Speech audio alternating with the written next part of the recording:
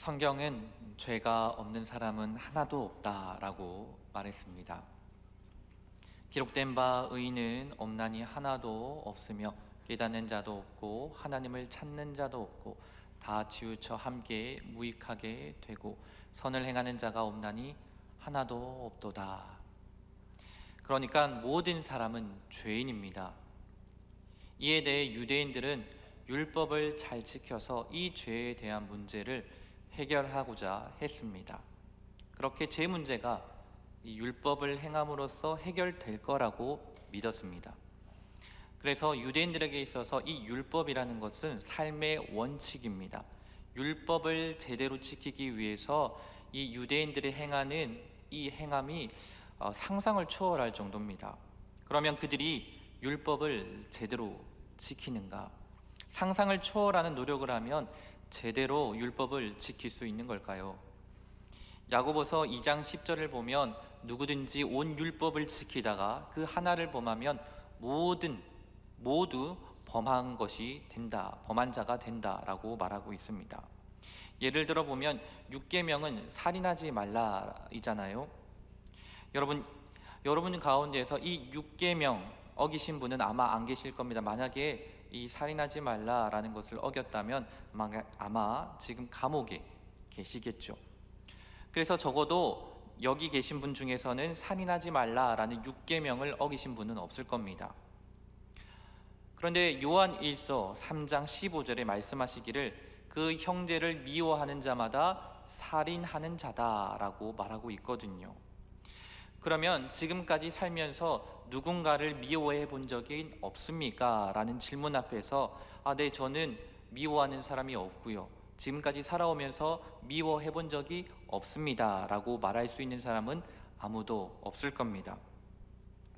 모든 율법을 다 잘 지켜도 누군가를 미워하는 순간 살인하지 말라는 6계명을 어기고 맙니다.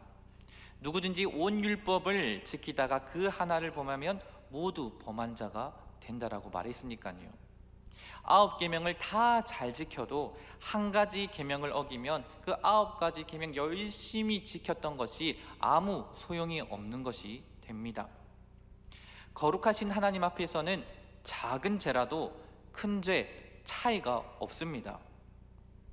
그러므로 어떤 사람도 계명을 잘 지켜서 구원받을 수는 없습니다.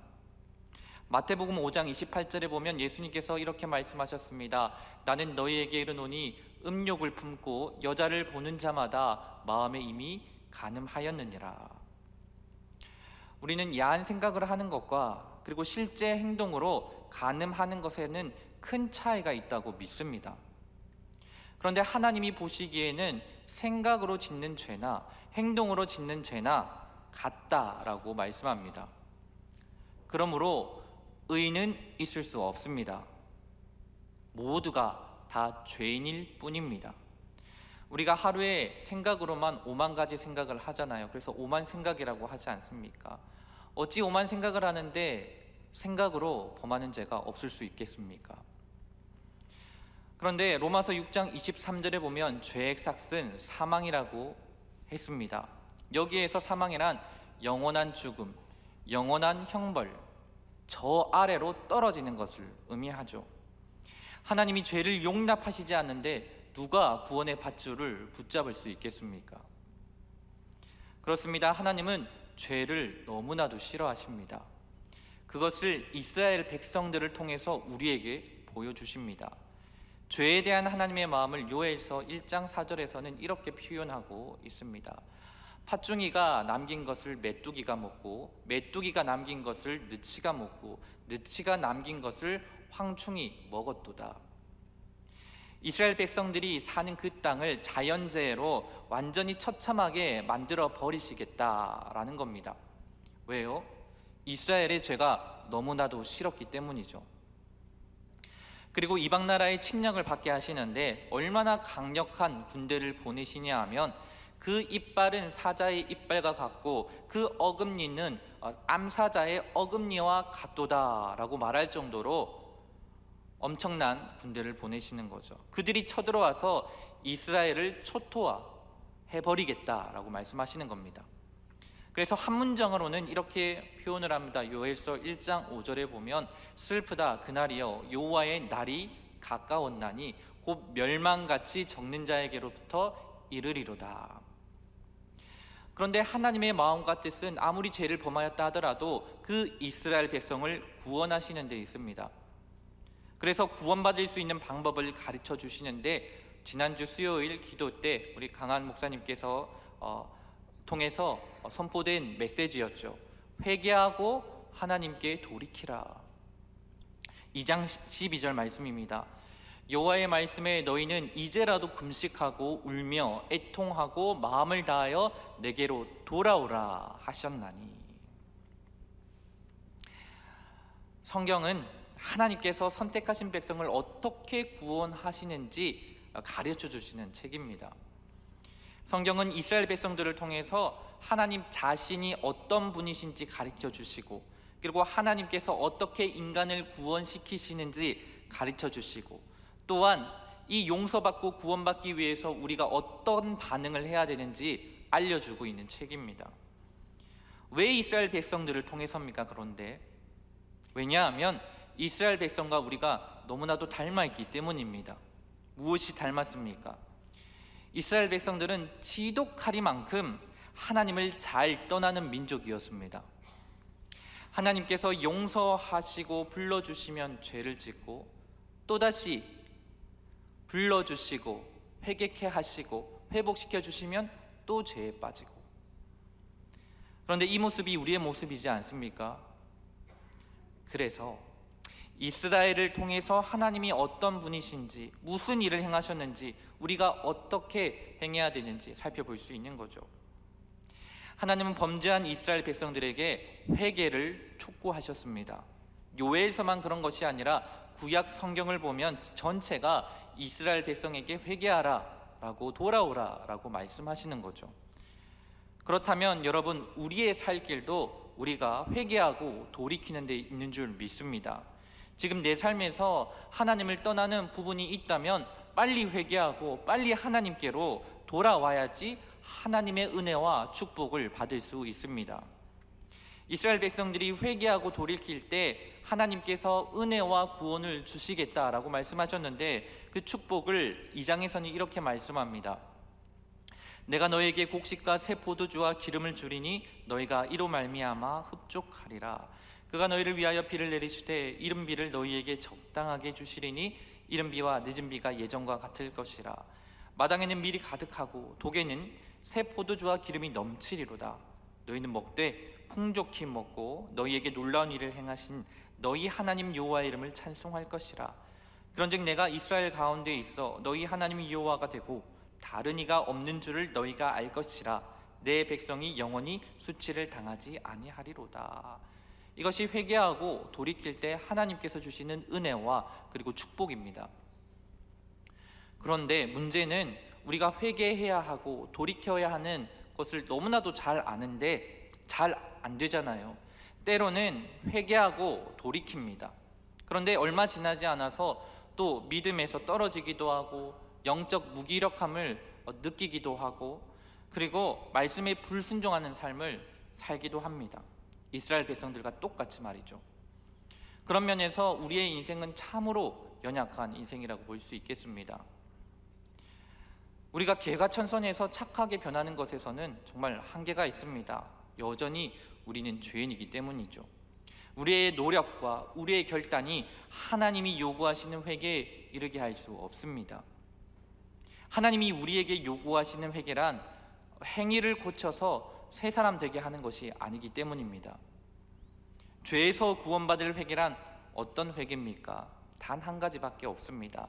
곧 죄를 자복하고 예수님 믿는 것, 그것밖에 없는 거죠. 사도행전 4장 12절은 이렇게 기록합니다. 다른 이로서는 구원을 받을 수 없나니 천하 사람 중에 구원을 받을 만한 다른 이름을 우리에게 주신 일이 없음이라. 로마서 10장 13절에는 이렇게 말씀합니다. 누구든지 주의 이름을 부르는 자는 구원을 받으리라. 지독하리만큼 죄에서 벗어날 수 없기에 하나님께서 직접 구원의 길을 준비하십니다. 죄로 말미암아 영원히 죽어야 할 우리를 위해서 죄 없으신 독생자 예수님을 죽이시는 선택을 하십니다. 그 어떤 율법의 행위로도 구원받을 수 없기에 하나님이신 예수님께서 이 땅에 오십니다. 우리의 죄를 짊어지시고 십자가에 매달려서 심판받으시기 위해서 오셨습니다. 그래서 우리가 받을 수 있는 형벌이라는 것, 몽땅 하나님께서, 예수님께서 받으십니다. 육체적으로 받을 수 있는 이 고통 중에 최고의 고통을, 형벌을 받으십니다. 바로 십자가의 형벌을 받으십니다. 그리고 정신적인 고통, 영적인 고통도 받으십니다. 아버지 하나님께 버림받는 고통을 받으십니다. 그리고는 다 이루었다 선포하십니다. 그래서 우리는 예수님만 믿으면 되도록 만드셨습니다. 다 하나님께서 해주신 거죠. 로마서 3장 23절부터 29절 말씀입니다. 모든 사람이 죄를 범하였음에 하나님의 영광에 이르지 못하더니 그리스도 예수 안에 있는 성령으로 말미암아 하나님의 은혜로 값없이 의롭다 하심을 얻은 자 되었느니라. 이 예수를 하나님이 그의 피로써 믿음으로 말미암는 화목 제물로 세우셨으니 이는 하나님께서 길이 참으시는 중에 전에 지은 죄를 간과하심으로 자기의 의로우심을 나타내려 하심이니 곧 이때 자기의 의로우심을 나타내사 자기도 의로우시며 또한 예수 믿는 자를 의롭다 하려 하심이라. 그런즉 자랑할 때가 어디 있을 수 있느냐? 없느니라. 무슨 법으로냐? 행위로냐? 아니라 오직 믿음의 법으로니라. 그러므로 사람이 의롭다 하심을 얻은 것은 율법의 행위에 있지 않고 믿음으로 되는 줄 우리가 인정하노라. 죄에서 구원받아서 영원한 생명을 얻는 길은 오직 하나입니다. 예수 믿어서 하나님의 공의를 이루는 길, 그것밖에 없습니다. 그런데 이 요엘서의 주제가 바로 여호와의 날이거든요. 1장 15절에서 이렇게 말씀합니다. 슬프다 그날이여 여호와의 날이 가까웠나니 곧 멸망같이 젖는 자에게로부터 이르리로다 라고 말하고 있고요. 2장 1절에서도 말씀합니다. 시온에서 나팔을 불며 나의 거룩한 산에서 경고의 소리를 질러 이 땅 주민들로 다 떨게 할지니 이는 여호와의 날이 이르게 됨이니라. 이제 임박하였다. 그리고 2장 11절입니다. 여호와께서 그의 군대 앞에서 소리를 지르시고 그의 진영은 심히 크고 그의 명령을 행하는 자는 강하니 여호와의 날이 크고 심히 두렵도다. 당할 자가 누구리야? 여기에서 여호와의 날이란 마지막 심판의 날을 의미합니다. 마지막 심판의 날은 주님 재림하시는 날이잖아요. 우리가 주님 다시 올 때 죄를 자복하고 예수님을 믿는 자, 그들에게는 은혜가 있는 줄 믿습니다. 그래서 어찌됐든 예수님을 믿어야 합니다. 그런데 여러분, 예수 믿으세요 한다고 사람들이 예수님을 믿습니까? 이스라엘 백성들에게도 그렇게 회개하라, 여호와께로 돌아가자, 돌이켜야 한다, 선지자를 통해서 하나님께서 정말 열심으로 그분의 뜻을 외쳤지만 구약의 역사 전체를 보면 그 결론이 뭡니까? 돌이키지 못하더라 였어요. 하나님께서 십자가를 통해서 예수 믿어서 구원받는 길을 다 준비해 주시고 열어주셨는데 그럼에도 불구하고 스스로 예수를 믿어서 구원받을 만한 사람은 아무도 없도다는 겁니다. 그래서 요엘서를 통해서 하나님은 구원은 오직 하나님께서 이루신다라는 것을 강조하고 있습니다. 또한 처음부터 끝까지 다 하나님께서 하시는 일이다라는 것을 강조합니다. 우리가 스스로 죄를 깨닫고 돌이켜서 회개하고 예수를 믿을 가능성이 전혀 없음을 이 이스라엘의 민족을 통해서 우리에게 알려주고 있는 겁니다. 본문 28절 29절에서 이 역사를 가르쳐 주고서는 이렇게 말씀하시는 거예요. 그 후에 내가 내 영을 만민에게 부어주리니 너희 자녀들이 장래일을 말할 것이고 너희 늙은이들은 꿈을 꾸며 너희 젊은이는 이상을 볼 것이며 그때에 내가 또 내 영을 남종과 여종에게 부어줄 것이며. 여기에서 그 후에 라고 이 말씀이 시작되는데요, 그 후란 회개하여서 여호와께 돌아오기만 하면, 그러니까 돌아와서 하나님께서 예배해 놓으신 은혜와 복을 받을 수 있게 된 다음에 그 후에라는 말입니다. 우리에게 적용시켜 보면 하나님께서 예수님을 십자가에 넣어주시고 구원의 길을 완성해 놓으신 후에 라고 우리가 알 수 있습니다. 그 후에 내가 내 영을 만민에게 부어줄 것이다, 이렇게 기록합니다. 바로 이 요엘서의 구절을 베드로는 이렇게 인용합니다. 사도행전에서 하나님이 말씀하시기를 말세라고 해요. 말세, 그 요엘서에서는 그 후에인데 여기서는 말세에 내가 내 영을 모든 육체에 부어주리니 너희의 자녀들은 예언할 것이요 너희의 젊은이들은 환상을 보고 너희의 늙은이들은 꿈을 꾸리라. 그때 내가 내 영을 내 남종과 여종들에게 부어주리니. 요엘서에서는 분명히 그 후에 내 영을 만민에게 부어주리라. 베드로는 이것을 인용하면서 말세에 내가 내 영을 모든 육체에 부어주리라. 그러면 요엘서를 근거로 해서 볼 때 말세는 언제입니까? 주님 십자가 사건 때부터 재림 때까지입니다. 주님 오셔서 구원의 길을 다 만들어 놓으신 다음에 주님의 영이신 보혜사 성령을 너희에게 보내주겠다라고 말씀합니다. 구원의 길을 완성해 놓으신 다음에 성령님이 오셔야 되는 겁니까? 성령님은 태초부터 계셨는데요. 이때 성령 하나님께서 세상에 오셔야 할 이유가 있습니다. 요한복음서에서 이렇게 말씀합니다. 보혜사 곧 아버지께서 내 이름으로 보내실 성령, 그가 너희에게 모든 것을 가르치고 내가 너희에게 말한 모든 것을 생각나게 하리라.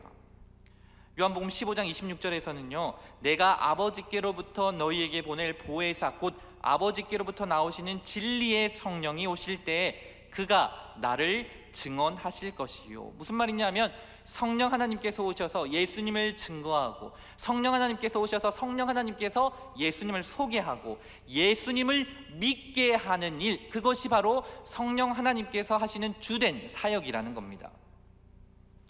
사랑하는 성도 여러분, 우리가 어떻게 예수님을 믿고 어떻게 구원받았습니까? 율법을 지켜서 구원받을 수 없고 스스로 죄를 깨닫고 예수 그리스도를 믿을 가능성도 전혀 없는 존재가 어떻게 구원받아서 지금 수요기도에 나와서 이 자리에, 은혜 자리에 앉아 있습니까? 성경을 철저하게 말씀합니다. 오직 성령으로. 성령 하나님이 나도 모르는 가운데 내게 찾아오시고는 내 마음속에 감동시켜서 예수 믿게 하셨는 줄 믿으시기 바랍니다. 이것이 성령님의 사역이고 하나님의 사랑이고 하나님의 은혜고 성삼위 하나님의 그 놀라우신 구원의 역사입니다. 왜 하나님께서 만세전부터 우리를 선택하셨을까요? 왜 만세전부터 우리를 양자 삼아 주셨을까요? 우리의 이름을 아시면서 말이죠. 왜 예수님은 나 같은 자를 위해서 십자가에 죽으시면서 구원의 길을 마련해 놓으셨을까요? 왜 성령 하나님은 많고 많은 사람 중에서 나를 찾아서 예수님 믿게 하시고 복음을 깨닫게 하시고 하나님의 자녀가 되게 하신 걸까요? 모릅니다. 몰라요. 그냥 하나님의 사랑입니다. 그래서 이 사랑을 어떻게 표현할 수 있겠습니까? 모르겠습니다. 어떻게 이 사랑에 감사할 수 있을까요? 어떻게 하면 정말 하나님께서 기뻐하시는 감사가 될 수 있을까요? 요엘서에 여호와의 날, 그 심판의 날에 대한 그 말이 3장에도, 오늘 우리가 읽었던 그 3장에도 나옵니다.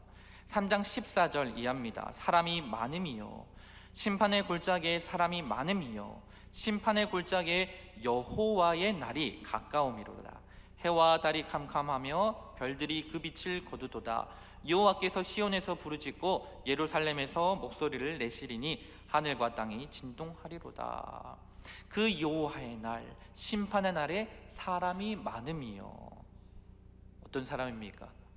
심판받아서 지옥 형벌 떨어져야 할 사람들이 많다는 겁니다. 해와 달과 별들이 빛을 잃고 하늘과 땅이 진동하는 그 심판의 날들에 많은 사람이, 이 지구상에 많은 사람들이 심판을 받게 되는 그날이 다가오고 있다는 거죠. 그런데 16절 하반절에 하나님께서 예수님을 믿고 예수님의 은혜로 살고 성령 하나님의 깨달음으로 살아가는 사람들에게 말씀해 주시는 구절이 있습니다. 우리 함께 읽어보시겠습니다. 시작.